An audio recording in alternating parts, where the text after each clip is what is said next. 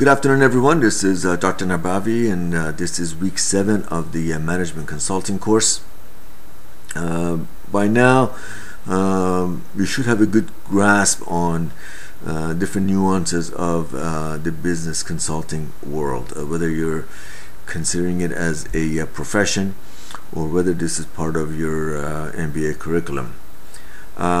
This week, I want to talk about a couple of things that are extremely important in terms of setting up a business or understanding how business really works, business world really operates. One is the organization. What kind of organization do you want to have? What kind of organization structure do you want to have?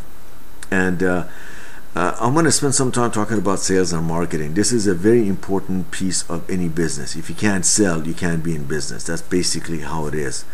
So I think it's relevant for us to spend a little bit more time discussing that. Let's talk about organization. This is sort of the first thing you do when you're setting out to have your own business. You're deciding on what kind of organizational structure do you want to have. Are you going to be a self-proprietor? Are you going to be a partnership? Do you have partners? Or is it going to be a corporation?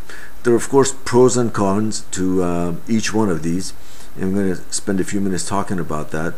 As a self-proprietor, the pros are that you're relatively small. Your cost is lower, obviously. You have much more control over your business because it's probably you and maybe a couple of other people. There's a lot less paperwork involved, both in the setup process, in the annual paperwork that you have to turn in. So all around, it's a simpler form of business. Okay, but that can also work against you, because if you are looking to provide services to relatively large corporations or big clients, they expect you to be incorporated. So I use an example of a bookkeeper. If you're a bookkeeper and your business is relatively small and you can only handle maybe 10 to 15 clients, then that really a self-proprietorship will suffice. You get a business license, which is usually relatively simple and very low cost, and with that you can have a business bank account, you can have your website, you can pretty much do everything as a corporation would. And you have all those bells and whistles these days. In the old days it was a lot more harder to do as a self-proprietor, but these days you can really look like a major corporation without having to do all the paperwork and all the cumbersome steps that comes with that. But as I said, if you're in the type of business where you need to reach corporations, we need to work with clients that are a little bit more sophisticated and complex, they almost expect you to be incorporated. And if you're not incorporated, they may not do business with you. So keep that in mind. Partnership is another form. If you are involved with another individual as your partner, you may want to form a partnership. That's really kind of one step before incorporation. Partnership, it has its pros and cons. The pro is that it's easy to get in. One of the difficulties with partnership is very hard to get out. It's almost like a marriage, and you really need to think long and hard before entering into a partnership. The one thing that is not written in almost all business books is that a partner at one point becomes obsolete. Every partner at one point becomes obsolete, becomes useless. Because day one, you really need a partner for a couple of reasons. You either need money, or you need expertise. You need labor. You need someone to help you launch your business and do the work. So money, that's easy. You need someone to come in and bring some investments to launch the business, and a partner who comes in to do the work. If that isn't because of the partner, you have to hire someone. You have to hire people, and that usually costs money. You need offices, you need phone, you need fax, you need everything. and you need to be able to pay people to come and do the work.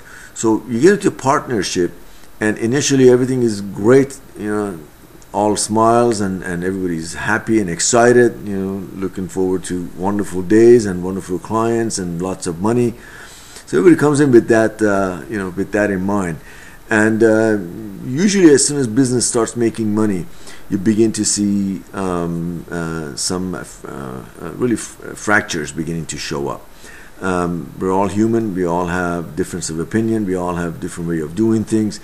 And when you start making money, that partner becomes obsolete. The feeling becomes, well, why do I have to share half of my income with someone else, where I can just hire somebody and pay him a salary, and I don't have to put up with any of this, and I tell them what time to come to work and what time leave. You can't do that with a partner. So long story made short, think long and hard before you get into a partnership. And if you're going to get into a partnership, my recommendation to you is to get yourself a lawyer, or write a very professional and complete and comprehensive partnership agreement, where you really identify responsibilities. You can get as detailed as you want, because when partnerships start and when companies start to make money, certain resentments begin to come in. One person may work hard, the other one doesn't. One person has better ideas or implements more services, and the other one doesn't. And those things become sort of resentments, and those resentments eventually blow up into conflicts. So you need to be as specific as you can. Write down what the responsibilities are, write down what the expectations are, and operate based on that, and try not to deviate from that. Now, corporation has several advantages. You have tax advantages, obviously. In most countries, when you're incorporated, you pay less taxes. It's more official. You get a different type of clientele.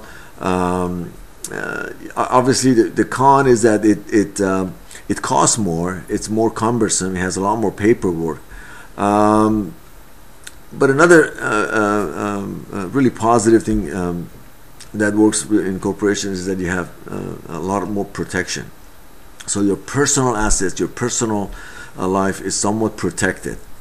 So if you're in a business that is, you may be exposed in terms of liabilities, where people may get hurt, or people may suffer financial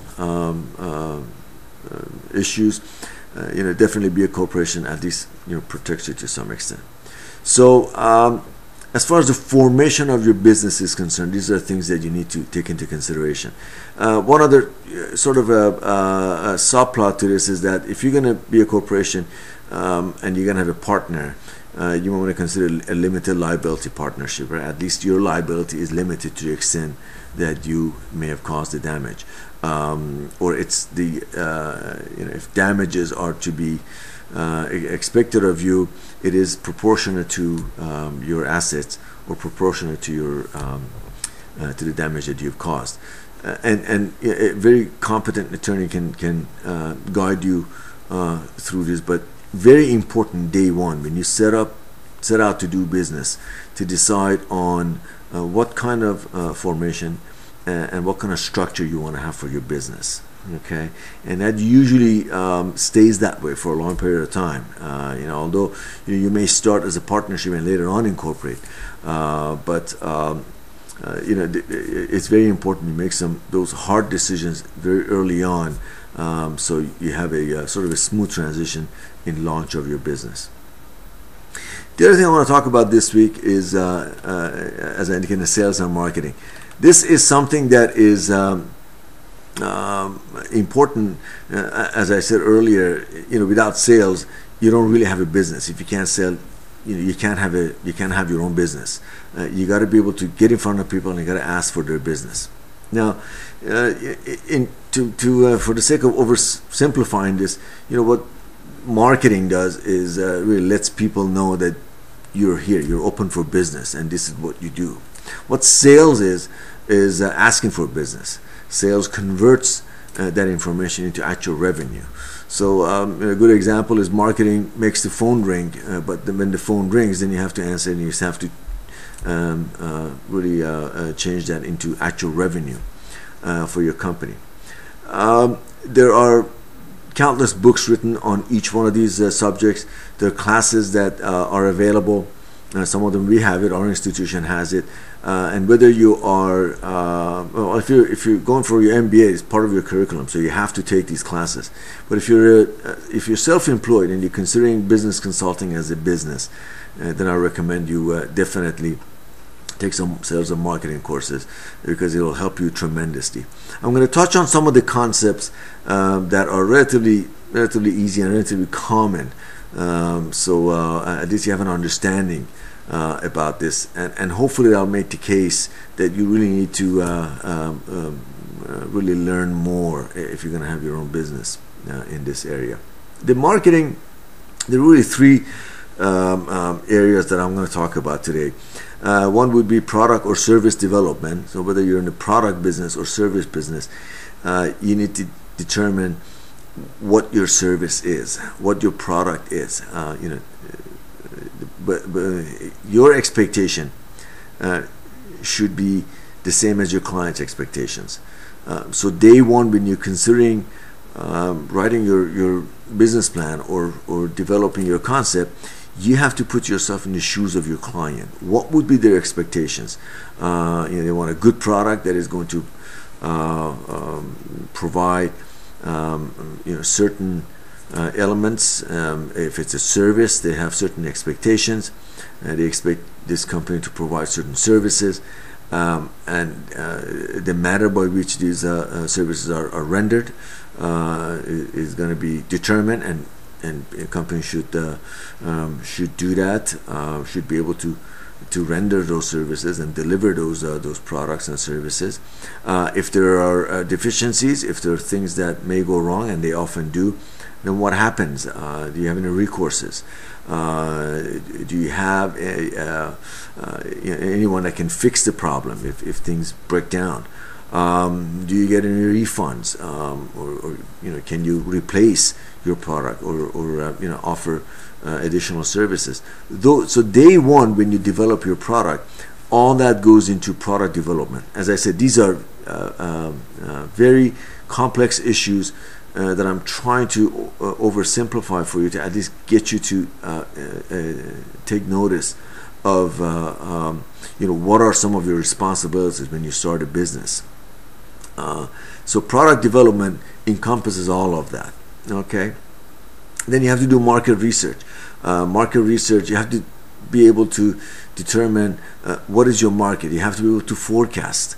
You have to learn forecasting. So the old-fashioned way of just opening up a business or maybe a storefront doesn't work like that anymore. You have to have an idea. What your sales expectations or your revenue expectations are. You have to have a break-even point. You have to be able to calculate break-even, and you can do these things. They're relatively simple, but you have to learn it and you have to apply it. Okay. Next one is advertising. I'm going to talk briefly about advertising because this is sort of a very important element in marketing. You have to let people know who you are, what you do, and where you're located, so they can find you, basically. If they don't know where you are, they can't buy from you, obviously. And one other caveat to that is that a lot of people go into business thinking, oh, I know so many people, and so many people know me, and I have this product, and I'm sure they're all going to use it, and they're going to be wonderful. Well, that may be true, but if you're just relying on friends and family to be your clients, you're going to run out very quickly. They may, first of all, a lot of them will tell you they're going to buy it, and they may not actually buy it. And those who buy your product or service, you're not going to be able to survive on just friends and family. You really need to get out and see people, strangers, who can hopefully use your product and services. Now, when it comes to advertising, there are really four main elements that you have to keep in mind. One is reach. Another one is impact. Next is cost and selectivity. Okay, reach talks about how many people or how many households are you trying to reach. Okay, different way of advertising, whether you advertise on TV or newspaper or direct mail or flyer. How many people are you trying to reach? Okay, and many advertisers can give you this information, but when you first open up a business, you may not have access to that. If you're going to put a flyer, you have to have an idea of what your expectation is. If you're going to go out and spend $100 on flyer, who's going to get this? Okay, you want to make sure that these are people that can actually buy your product or use your services. Okay. Next one is impact. Impact is talks about how well do they remember you. Okay, is your message strong enough? Or did you communicate your message good enough so people can remember you? Okay, and when the time comes when they need your service, they can remember to contact you, and that determines impact. Next one, obviously, cost. There's a cost associated with advertising, but more importantly, what you need to determine in cost is how efficient is your advertising dollar. Depending on what you're spending, are you really getting a good return on your on this investment that you're making? There's an element in advertising, CPM, cost per thousand. It basically talks about how much does it cost to reach 1,000 people. Okay, and various form of advertising can tell you that. Okay, so whether you're advertising on TV or radio or newspaper or flyer, if you're going through an agency, they should be able to tell you that, or you should be able to calculate that yourself. Okay, what is it going to cost me to reach 1,000 people? Okay, and last one, selectivity. Selectivity, different form of advertising, you have different form of selectivity. For instance, if you're advertising on TV, just about anybody with television theoretically will see your ad. Okay, now you modify the hour, or you modify the time, or modify the programming, that becomes your selectivity. Okay, same can be said if you're advertising in a magazine. Magazine is a little bit more selective, because if you have a hunting product, then you advertise in hunting magazines. Okay, if you have a skin product for women, then you advertise in magazines that generally women would read. So that's how selectivity is determined. Area is another one. Okay, if you do mass mail, you're operating in a certain region, a certain area. Your mail will go to that region. Okay, so you select that particular market for your advertising effort. So that's the fourth element in advertising. Okay. Now, sales, as we talked, is where you actually convert the information that you put out and you invited people to come into your store, so to speak, and then the process of selling is where you actually convert these individuals into buyers, okay, into actual revenue. And there's a concept, the increments are AIDA, A-I-D-A, okay, attention, interest, desire, and action. Okay, now this is not the only one. There are several other concepts. Some of them have been discussed in movies. Some of them are in various corporations, business plans. And when you study books, articles that have been written in this area, you're going to be exposed to a lot of different concepts.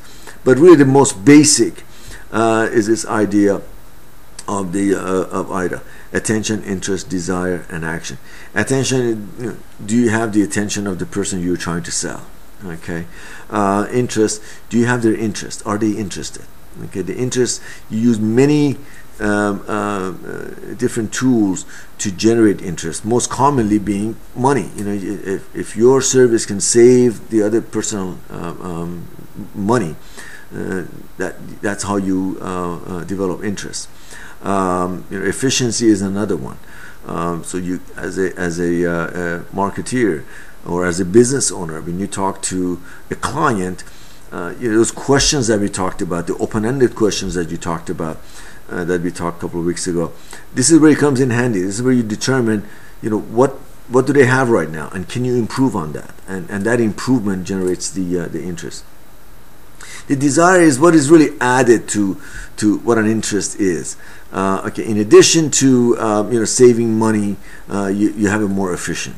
In addition to being more efficient, you're also environment friendly, and this would go to satisfy those secondary desires that a buyer may have. And then action is where you would really take your client by the hand and encourage them to take a stand, to act on this information. That's really the closing part of it, where you get the client to act. Again, this is another one of those areas where books have been written, seminars are enormous in number, and just about all of them are good. I encourage you to take those. Again, we have some of them, but in the interest of not advertising for our own company, I mean, just about any one of these will suffice. And they really you need to fine tune your selling skills. So when that phone call comes in, or when that client walks into your store, or when you refer to someone, then you convert that into dollars and revenue for your company. Okay. That is this week's lecture. I'm going to talk to our IT guy to see if hopefully we can put this in one piece and it doesn't have to be cut up. But yeah, you're used to the system by now. So that is that covers this week's lecture. Next week we're going to talk about business plan, so you can start preparing for that. I'm going to give you some advice, some recommendations that you can use for your business plan. The basic format of a business plan is very straightforward. The information that goes in there is obviously important, and that's what you would work on. Okay, so that's our plan for this week. I look forward to reading your comments on the forum, and I look forward to being with you next week. Have a good week.